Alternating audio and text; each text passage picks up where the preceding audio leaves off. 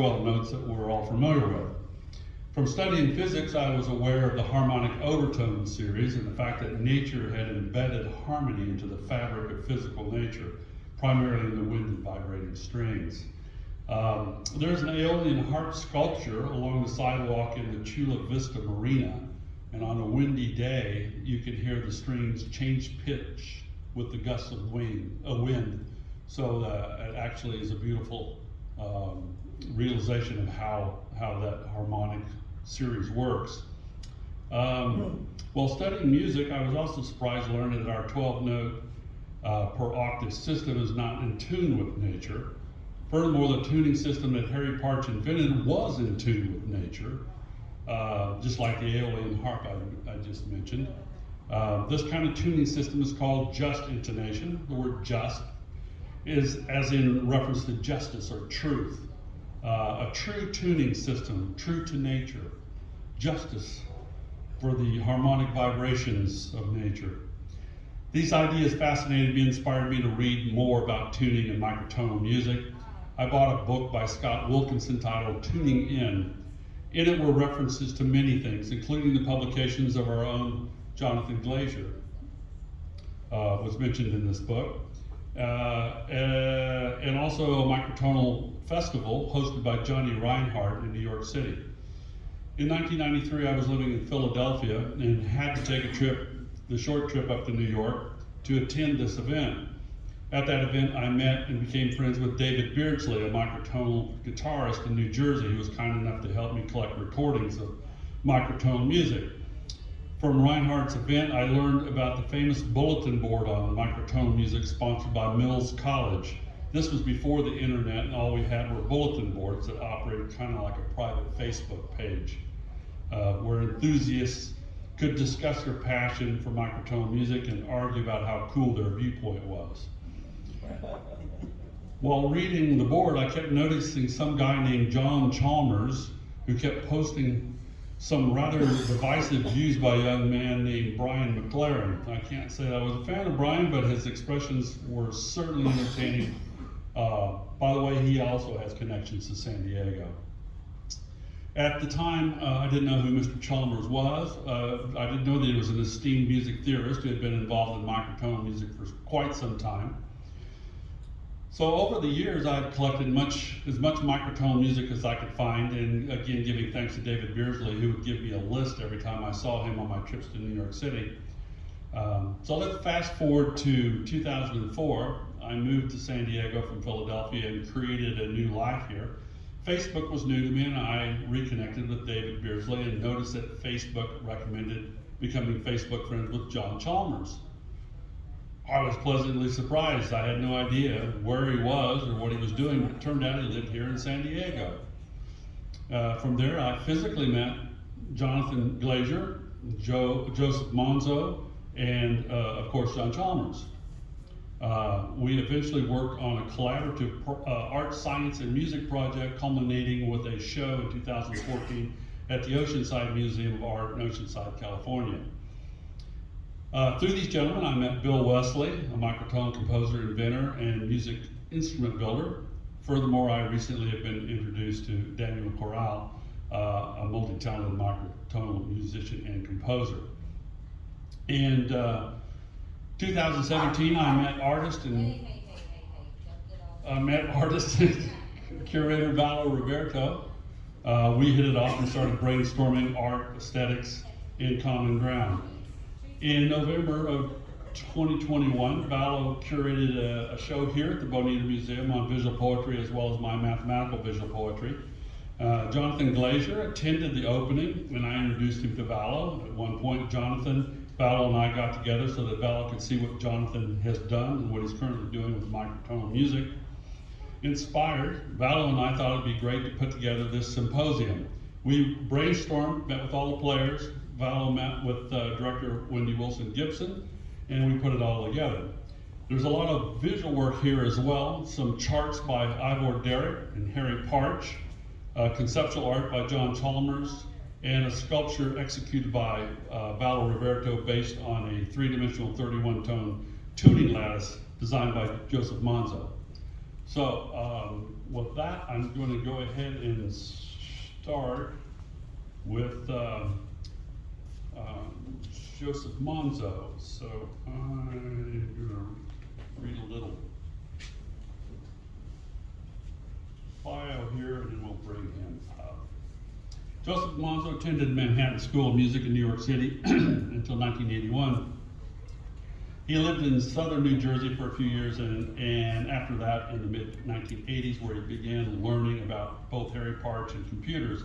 He did much of his research into the history of Just Intonation tunings and wrote his book, Just Music, A New Harmony, wherein he independently reinvented the concept of lattice diagrams and visual models of the mathematics of JI, and advocated the use of the prime factor exponent vector, which is now widely used in tuning theory and was named the Monzo in his honor, as part of musical notation.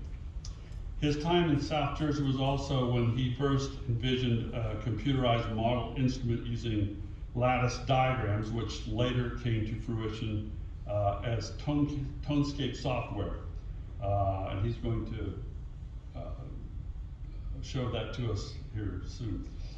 He then lived again in Philadelphia during the 1990s, where he started his first website in 1998, which later became to feature his renowned encyclopedia of microtonal music theory. He's been living in San Diego, California since 2000, and has been an active member of the microtonal community both locally and internationally on Facebook. His website is tonalsoft.com. So now I'd like to bring up Joseph Monzo.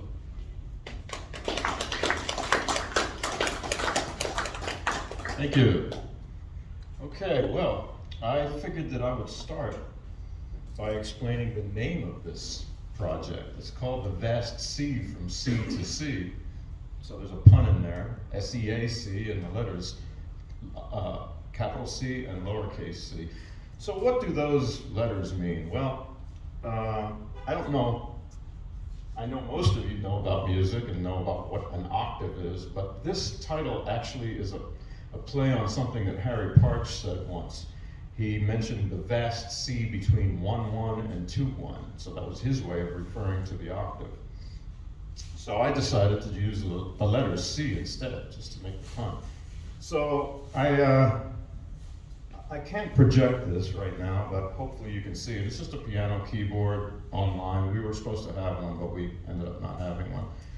But anyway, we use numbers now when we refer to musical notes. So middle C is known as C4. The numbers refer to the octaves. Years ago, before we started using numbers, there was a system of using capital and lowercase letters and tick marks, subscript or superscript, to indicate the octaves. And the capital C, which was the low C below the bass clef, which is the lowest note on the cello, and the lowercase c was the octave above that, which is the C that lies in the space of the bass clef. So they would be this note here. This is the capital C. I know you probably can't hear that, it's very quiet. And this is the octave above. So on the piano keyboard, we have 12 equally spaced notes between each octave. And what Partch was referring to was that there is an infinite variety of intervals in that octave, not just these 12 steps. Most musicians learn this scale, and that's all they ever know. And a lot of them don't ever question it and say, well, why are there 12? Or what's the significance of that? And I can explain all of that. I don't know how much time I'll have to do all of this, but I would like to get onto my software and introduce that and what we're talking about. So this is Tonescape. I came up with the idea for this starting in the mid-1980s, but then around 2002 I got together with an old friend who's a programmer, and he's the one who actually put it together. We formed a company, it was a commercial project, but then we had to stop development of it in 2007. So it's an old program now. It only works on Windows, and it probably works best on Windows XP because that's what it was designed for. I don't recommend trying it on Windows 11 because I'm using Windows 10 right now, and I don't get Windows updates anymore because I'm afraid it will break this, and I don't want this to not work. So Anyway, you can download this off of my website. It's just a free, it got to alpha stage. It was an alpha test phase, and when we stopped development of it, we just made it available for free. So it's on the website, tonesoft.com. You can download it there. And if you are using an old version of Windows, be careful getting on the internet, because you'll probably get a virus. But anyway, so this is labeled 1-to-1. That's the reference pitch that I'm using here. And you see that there's a horizontal axis that's labeled 2. So what I'm doing here is showing the powers of 2. And I can change the notation in Tonescape. You would just right click and select from the menu. And I can say prime ratio. Instead of showing me regular ratios, it will show me, it's supposed to show me something else. Let's see. Okay, well, it's still showing it as a 1-to-1. But anyway, if I add the thing that Kaz referred to, the Monzo, is how notes are actually entered in Tonescape over here. So this just says 0, and if I add another pitch and put 1 instead, it gives me the octave higher. I'll have to zoom in on that so you can read it. So this one has a 2 to the first in the numerator. So there's the low one, and there's the high one. So that's 1 octave. Now if I keep on adding new notes to this particular structure, all I'm going to get is octaves. I won't get any other pitches at all, just octaves of the reference note. So in order to get something else, I would have to have another generator besides 2. So if I add a generator here, obviously the next one to pick would be 3. So now I have 2 axes. My pitch has all disappeared, but that's because I have a new generator now, so I have to specify them with both of the prime factors in the Monzo, as it's called. So 0 to 0 is our reference. And if I go 0 and 1, Tonescape will figure out what, usually you use the octaves as what we call an interval, an identity interval, or an interval of equivalence, because like even on the piano, when you say C, that's 1 octave, and then the next octave is also called C, because it has some quality that's hard to define, where it sounds just like the other note, except that it's obviously not the same note. It's an octave higher or lower, or whatever octave it is.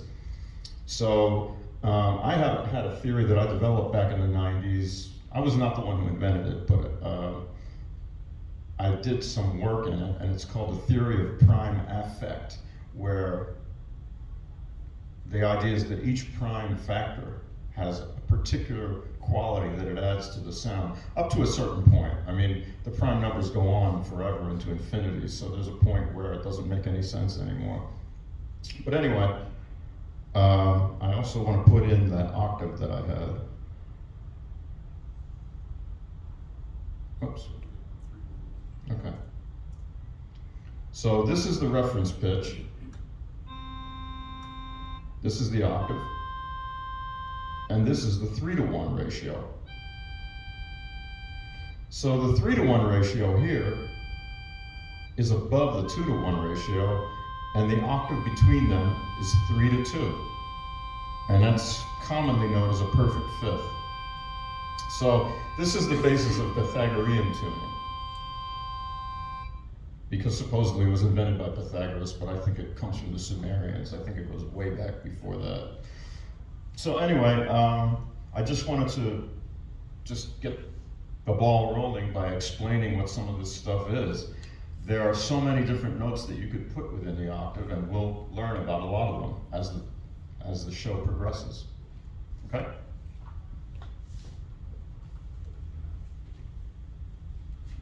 Thank you, Joseph. I'd like to bring up Bill Wesley. Will show us what he's up to. Bill Wesley's an inventor and musician. Array Orchestra. Bill Wesley is a musician, visual artist, and inventor. His desire to improve his own means for performing live light show and music compositions led him to develop the array system of note arrangement, the most resonant possible 2D organization of musical notes that relate by fifths. The array system organizes the octave classes so that the numbers increase across one axis, and it organizes pitch classes so that the letters increase by fifths across the other axis, which provides an isomorphic system.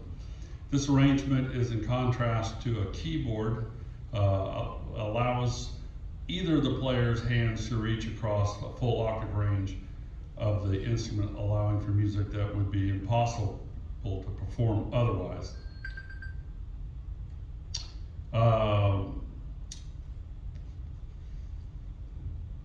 This advancement in musical technology greatly expands the potential for emotional expression in music. Bill makes a wide variety of musical instruments using the system, including the harmony array, mbira, harp, organ, metronome, an acoustic rhythm machine, and keyboard. Beginners and experts alike can all benefit from the use of these designs. For more info, contact Bill at arrayist2@gmail.com. And then he's got TED Talks and YouTube videos as well. I'd like to bring Bill up.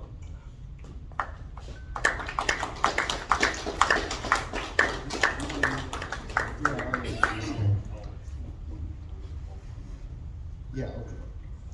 So anyway, the thing is that my introduction, I really liked Joe's talk, by the way, and he really kind of touched on some of the stuff that I wanted to talk about, although it's in a different context, so it's not like it's redundant. But it was just right on the point. And my first introduction to microtonality was as a child watching jazz cartoons with swing that was exceedingly microtonal. I mean, that cartoon music was some of the most inventive and wild music, and I guess they never thought of how that would impress children, but it did. And it broke that there's no way you're going to listen to a cartoon in 12 tone. And I feel that we also don't even talk about the majority of music in the world, like 90% of it, we don't even talk about it. Because most of the music of the world comes about when you're speaking to someone, like I'm speaking to you, and I'm modulating my voice, creating a melody and creating a rhythm, and doing a dance to express my emotions. And furthermore, if I go out somewhere into some other country, a language I don't know, I can tell what they feel. Occasionally it's a little harder to tell, but not much, and I've read a scientific test. Yeah, you lose about 20% of your ability to tell how they feel if it's a language you never heard in your life. Now that means that there's no way that there isn't something inherent about music. It's not just like free form, do whatever you like. I mean, you can do whatever you like, but the human body has limits. Physiology has limits. Physiology has preferences. And so anyway, to me, microtonality was just a formalism dealing with the kinds of things Charlie Parker and Jimi Hendrix and all the Arab musicians, and that was cartoon music and the music that I had heard every day and made every day. And when we're speaking, no matter what the language, nobody speaks in a robot voice. And even there it was expressive because I used a rhythm. It would have to be nobody speaks, impossible. You're expressing your emotion in great detail. How? How do other people recognize this if they haven't been trained? How do they know? How do they know about facial expression?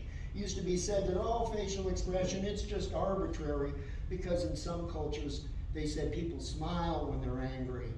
Yeah, if you make me angry, sometimes they go, okay, all right, and I'm smiling, because it's irony. And maybe some cultures, you're supposed to be ironic all the time. Smile every time you're angry. So anyway, these are instruments that I devised according to what Joe said, because octaves have classes. So you have an octave class. Those numbers are classes of octaves, just as those letters are classes of pitch, of notes, and of different notes. And so I wanted to make an instrument that put the octaves together, not all over the place like on the keyboard, not clear across the neck like on a guitar. I wanted the octaves all together, and that meant a line. And there's no instrument I know of on earth that puts the octaves in a line. The most obvious first thing you'd think of. And so then I thought, okay, I've got these octave lines. I've got all those C's Joe mentioned. I've got them all in a line. It's an XY system, let's say. So I got them on Y, vertically. So I've got my octave rows there, and they're all numbered. So they're octave classes. Now I need pitch classes. So I put some other interval horizontally across the x-axis, and that gives me pitch classes. So then I have a 2D field. And if I do this right, it's completely isomorphic, meaning if I get Mary Had a Little Lamb here with this fingering, it's Mary Had a Little Lamb here, it's here, here, here, here. I never change that fingering. That takes a lot of effort away. And so I was left with a problem. Where do I put, how do I arrange my octave rows? And the first thing I thought was, arrange them in order of semitones,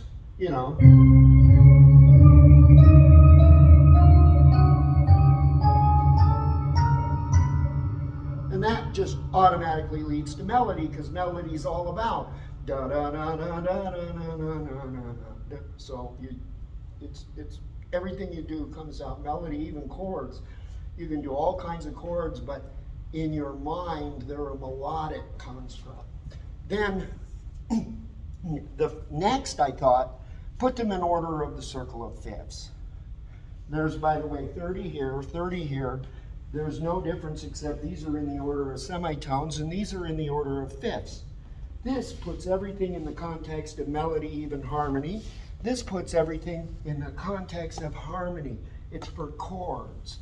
Compared to what you can do with a piano or most other instruments, you walk up to this and in 5 minutes you're a harmony genius, because it makes things that take you years to see in most instruments, and you see it immediately. I mean, there's only a few chord forms on this thing because all the octave variations are just in the same place. So then last, I thought, what about, this is the last thought, what if we take those octave rows, that's what I call them, or octave courses, because you got courses of strings or tines or organ pipes or whatever, but how do I what if I put those octave rows in order, in harmonic order? Now, since they're octaves, I don't want a 2, right? Because if I have this, right, that's a 1. So then if I go, basically, if this is a 1, then this is a 2. It's in the same thing. Then this is a 3. So it's 1, 3, and then 9. Each time you multiply by 3. So they're only odds. There's only 1 and a 3 and a 5 and a 7 and so on this way. And then this way, it's subharmonics. Same deal. And the highest subharmonic, the 1 in the subharmonics is up high and goes down low. So since subharmonic 1's here, they go down low this way, lower and lower. And since harmonics go up, they go up higher and higher. So just in general, whether it's subharmonic or harmonic, it's a partial, right? And so these are in partial order, rising to the right. These are in semitone order, rising to the right. These are in fifths order, rising to the right. This is the ultimate chord machine. Even melody is a chord. This is the ultimate melody machine. Even a chord is a melody. And this is the ultimate timbre machine. This doesn't actually do that well with melody or chords. It gives you exotic timbres from the other world. Yeah, if you stay in here around 1, 3, 5, and maybe 7, which both the subharmonic and the harmonic is that big, right? Very small. That's all harmonious and beautiful. But as you get out here, you get into all those dissonances that jazz artists and Jimi Hendrix and all those people, because if you really listen to some of these blues singers, they're singing more like 36 notes per octave. You know, they're going, oh, baby, all these little tiny microtonal differences that they're slipping to exactly each and every song with this very specific and clear emotional affect. So I think Joe's exactly right. Every single prime gives you a subtly different tuning of everything, which then changes the affect of every interval and gives you a unique emotional makeup. Especially when it's a lower prime. Like he said, you get way up there, well, who knows what's going on? The human ear doesn't go that far anyway. So anyway, these are the instruments, I guess. That's pretty much, and this is the thing, because in every case you've got these octave rows, your hand can cover the whole range. So if you're talking a keyboard like this, I've got one hand that can go from there to there. I can cover the entire range. And one of the things about a keyboard, because that's our whole music theory there, basically, not ours, but standard, is that everything is in a line.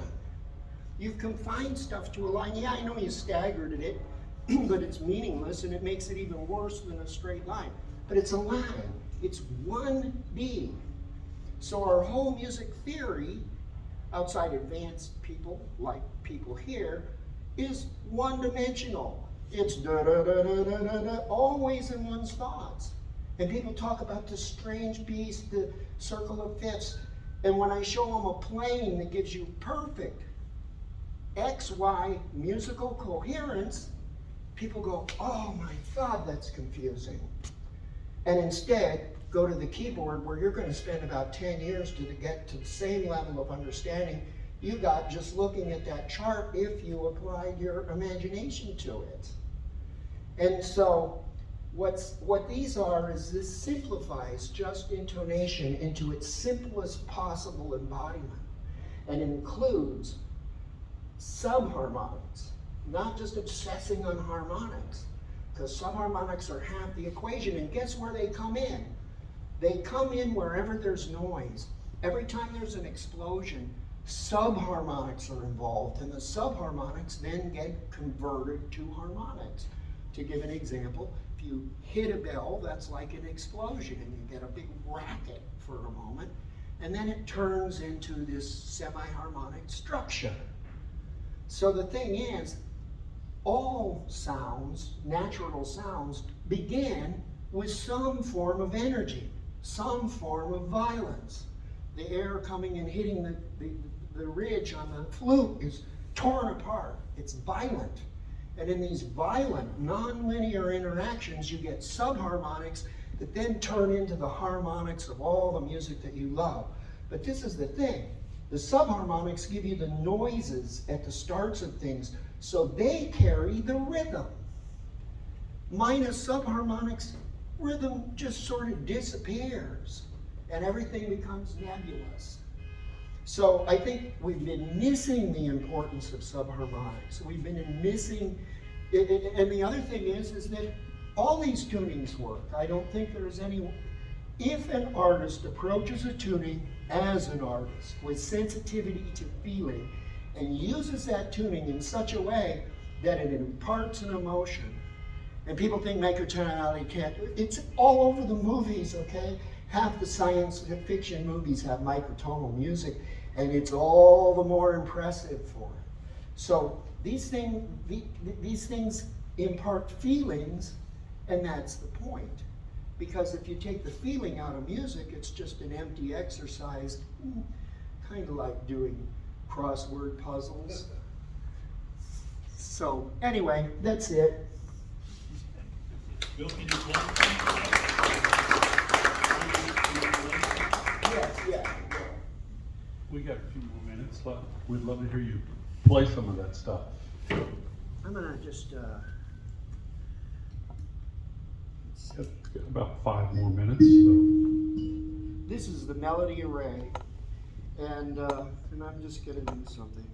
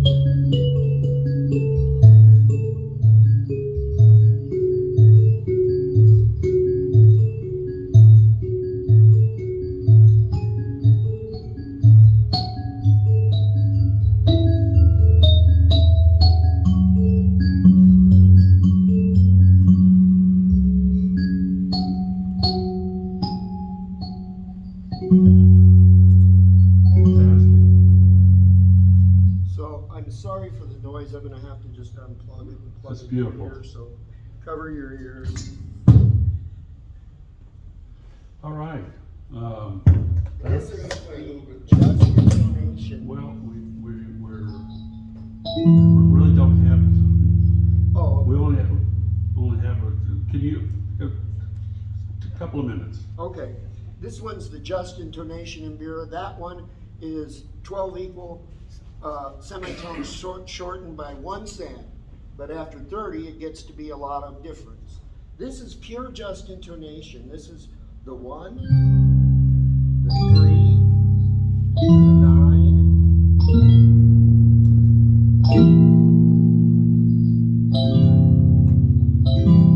and here's the same thing, only subharmonic, minor chord.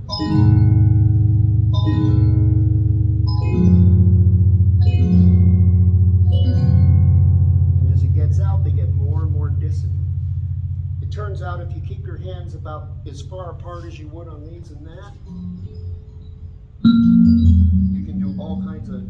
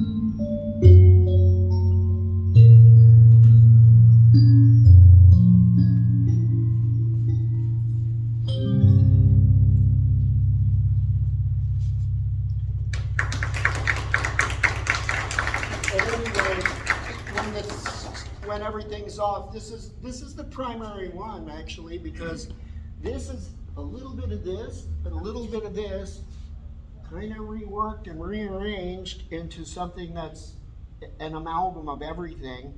And it has been my goal since the late 70s to produce a keyboard like this, a keying arrangement.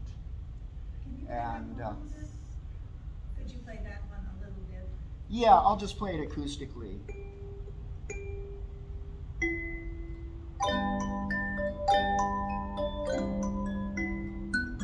And this is Pythagorean. This is a Pythagorean comma. Down, up. So if I just like focus on that.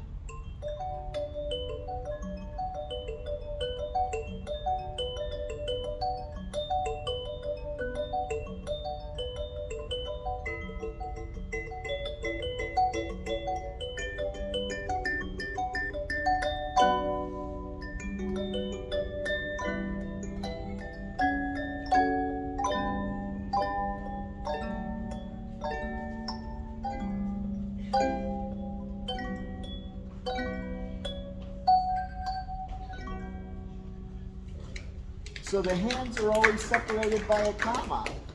And instead of, we had almost 1,000 years of like certain people vilifying Pythagoreans, saying, oh, that comma, man, it just ruins everything. It's just hideous. And what I found is now practicing with this thing for a couple years is, yeah, if you play it wrong, it sounds hideous. If you play it right, it sounds extra emotional. Extra strong harmony. So it's how you use that Pythagorean comma. It's always under your hands. And I'm actually playing them simultaneously sometimes. And sometimes, some sequences, it doesn't work. Well, that's music, right? Some stuff doesn't work. Other sequences sound so beautiful, it's just stunning. So you have to take your hands and dig into the Pythagorean. It's not enough to use your brain. You've got to use your hands. You've got to physically play with it so that it becomes your voice. Then it can express anything you can imagine. I mean, it's just like the most unbelievably expressive. Because there are commas, I got 30 notes per octave. It's a lot to deal with, but it's worth it. And especially in this arrangement where it makes it easy. Anyway, that's it. Thank you, I'd like to bring Joseph Monzo back up. So he's going to talk a little bit about, the EDO and temperament.